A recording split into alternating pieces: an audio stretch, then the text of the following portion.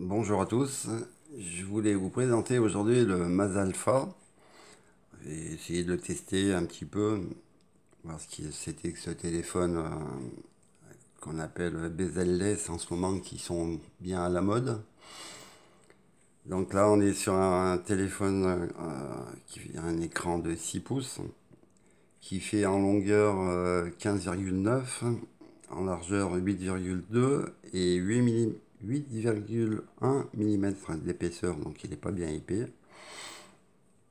Donc le téléphone, on retrouve bien sûr le bouton volume plus moins, power, on off, dessous le haut-parleur, la prise USB-C, les micros, et là le tiroir SIM. Le tiroir SIM est utilisé à ouvrir avec le pins qui est fourni dans la boîte, ou alors avec une épingle à nourrice, parce qu'autrement il n'est pas assez long.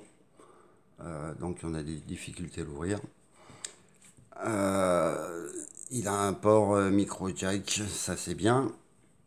Un double capteur photo arrière, un de 13 millions de pixels et un de 5, un flash LED et le logo de la marque Maz. Le téléphone est en verre derrière, donc qui prend bien les traces de doigts. D'ailleurs, on peut faire des dessins.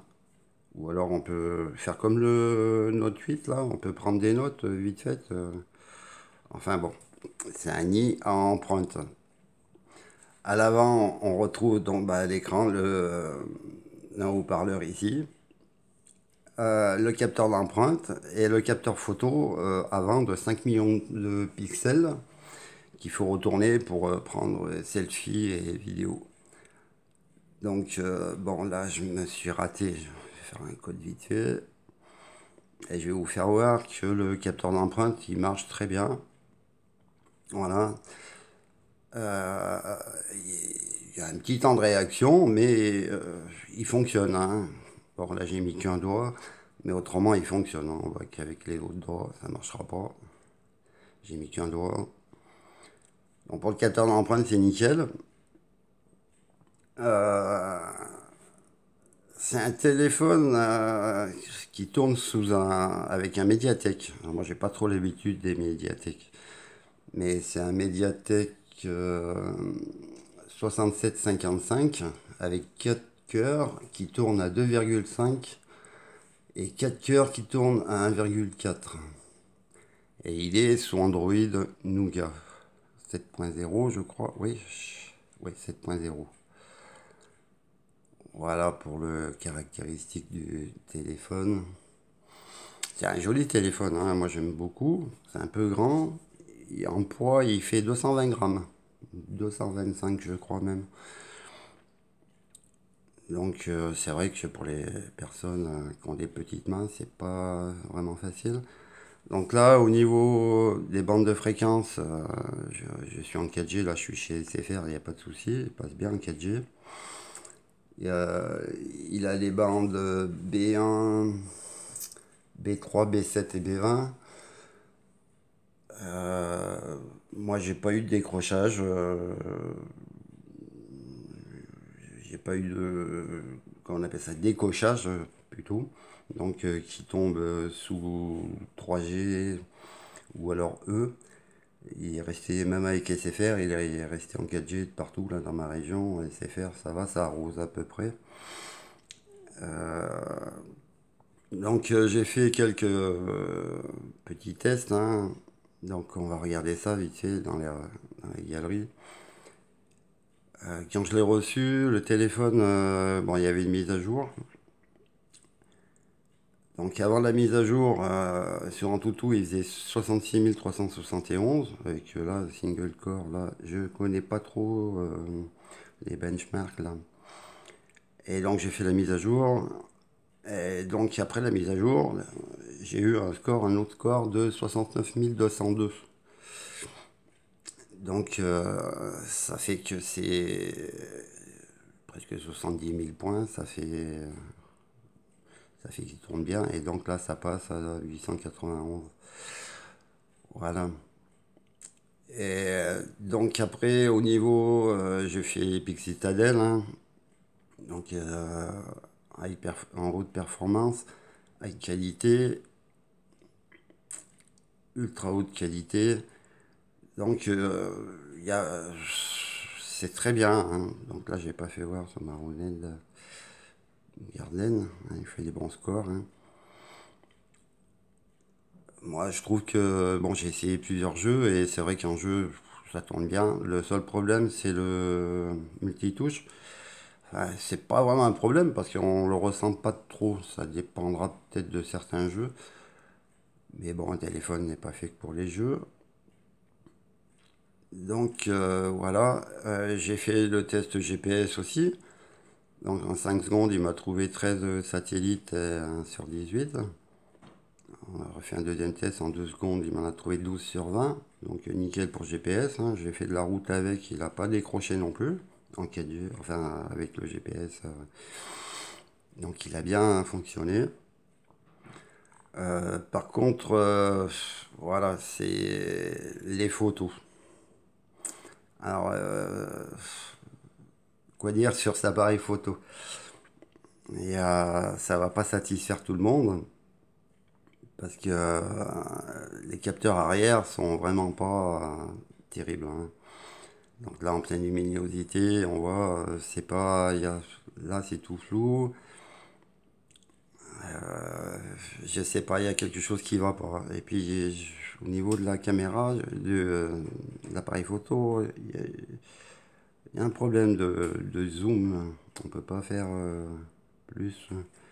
Donc là, vous voyez, c'est tout flou. Là, c'est tout net, hein. Enfin, je sais pas si on voit bien la caméra. Bon, là, on voit bien mon doigt, par contre. Là, c'est tout flou. Là, c'est tout net. Ça dépend. Là, c'est pareil. Tout flou, tout net. Euh, Celle-là irait à peu près. Mais bon, après, en basse luminosité, c'est pas terrible non plus. Ça, c'est l'effet, parce que dans la caméra, il a l'effet blurp, donc un peu pour faire du bokeh. On va aller voir ça directement dans la caméra. Ah oui, un autre truc qui est bien, c'est que ben, on peut cacher les boutons. Comme ça, on a l'écran vraiment entier. Donc après, si on ouvre une appli, on n'a pas besoin de... Bon, là, il n'y a pas les boutons. Donc on se sert il fait bouton retour. Voilà. Donc ça permet d'avoir le bouton retour ici. Par contre, on n'a pas accès au multitâche. Pour le multitâche, ben, il faut revenir... il faut revenir avec les boutons sur l'écran. Voilà. Autrement, ça sert bien le bouton Home et ça va très bien. Oui, je voulais voir la photo. Donc la photo, on peut avoir un accès au zoom 2 fois. Mais bon, je vous dis bien, ça fait pas de jolies photos. En caméra arrière, c'est pas terrible. 2 caméras arrière, donc la 5 millions de pixels qui est une Samsung. Je sais pas du tout, je sais pas, il y a un souci. Donc là, après, c'est pour régler la luminosité, mais alors là, c'est quasi impossible de trouver un réglage parfait. Voilà, mon Goldorak, ouais, il est pas, il est tout bizarre. Voilà, donc c'est bien cette histoire de zoom, tout ça et tout. De ce côté-là, on a les filtres, hein, il y en a 15 filtres.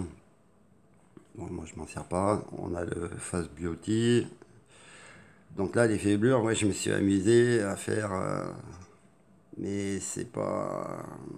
Bon, allez, je laisse tomber, c'est pas la peine. Il y a le monochrome.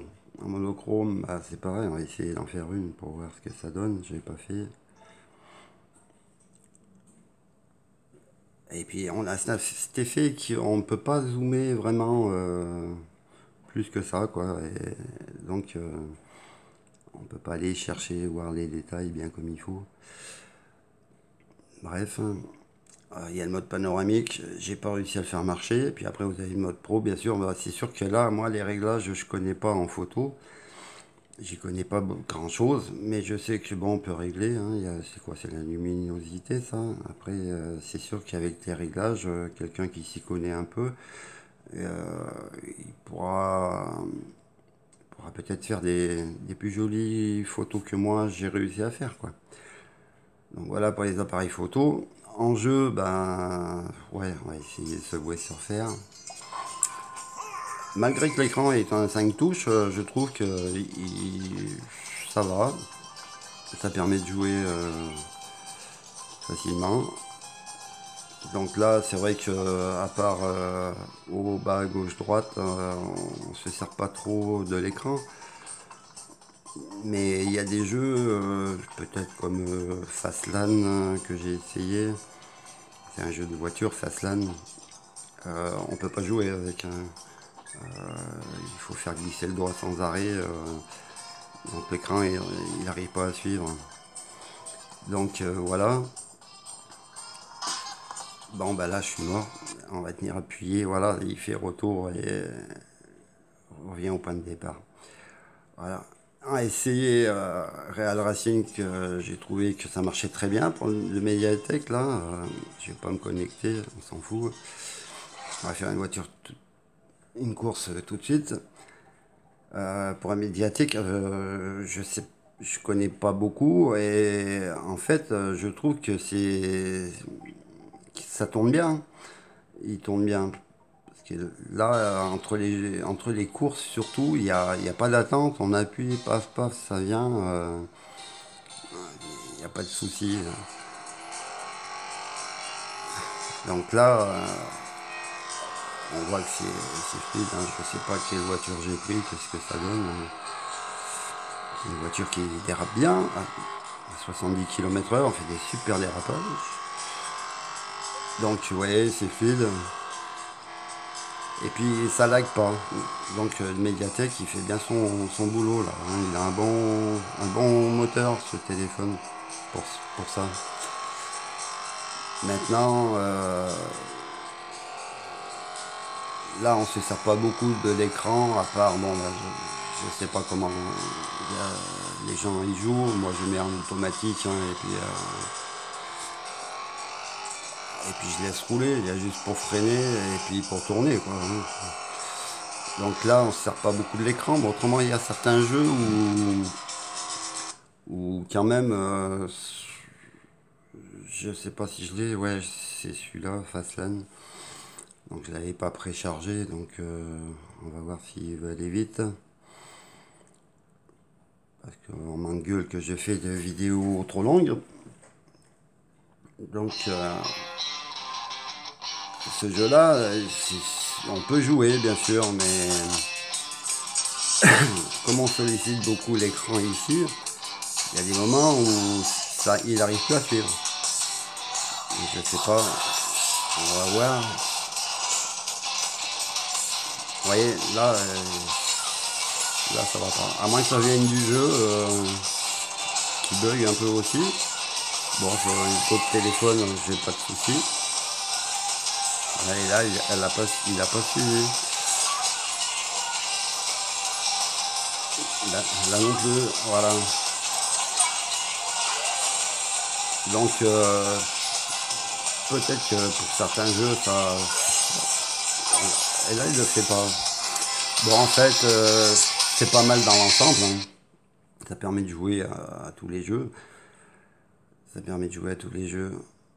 Après je voulais voir aussi quand même la vidéo. En vidéo, moi je trouve qu'il s'en sort vraiment génial. Hein. Allez hop, on va mettre une 4K là. Yes. Avec des jolis animaux. Donc on garde les 80p, c'est bon. C'est une montée de luminosité. À l'écran, on voit pas bien. À la caméra, si, c'est pas bien. On voit que il y a des jolies couleurs. Hein. Il est joli cet écran Full HD. Là. Voilà. Peut-être baisser un peu. Voilà voilà pour la vidéo. Bah le son, j'avais pas besoin de vous le faire, hein, vous l'entendez. Approche du micro. Il n'y a pas un son violent, il y a beaucoup d'aigus, mais ça va, il fait le taf. En communication, j'ai pas eu de problème non plus. Donc pour moi c'est pas mal, hein. C'est un téléphone oui, qui fait le taf, hein. Voilà. Et puis en plus c'est un très joli téléphone. Bon là j'ai pas réussi à trouver de coque pour l'instant, mais je pense que ça serait bien de le protéger parce que bon le verre derrière, hein, j'aime bien un peu dessiner là. Euh, Mis à part ça, ça reste un bon téléphone.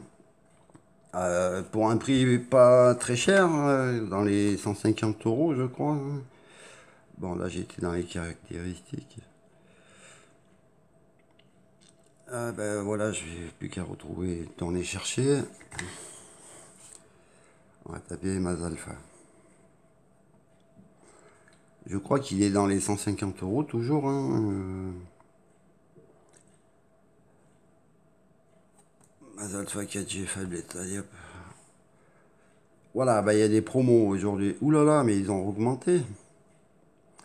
Parce qu'il y a deux versions, hein. Il y a la version 6 Go de RAM, 64 Go de mémoire, de ROM et 6 Go de RAM.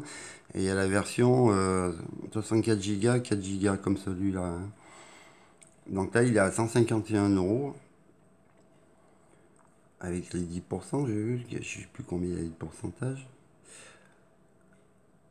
Et donc, bah, après, si vous voulez, vous regarderez comme il faut les caractéristiques de ce téléphone. Voilà. Donc, il a bien toutes les bandes 4G, 800, 900, 2600. Voilà. Donc, voilà pour ce Mazda Alpha que moi je trouve intéressant, mais qui reste un téléphone peut-être pas à la portée de tout le monde, vu sa taille et puis vu les photos également l'appareil photo qui présente pour moi quelques défauts parce que j'arrive pas à le faire marcher comme je veux, enfin comme je voudrais. Mais bon, vu que c'est pas trop mon fort ce côté-là de la photo, donc ça reste un bon téléphone. Voilà pour ce Mazda Alpha. Je vous remercie de m'avoir regardé. Portez-vous tous bien. Et puis je vous dis à un prochain téléphone, je sais pas lequel, un de ces jours. À bientôt.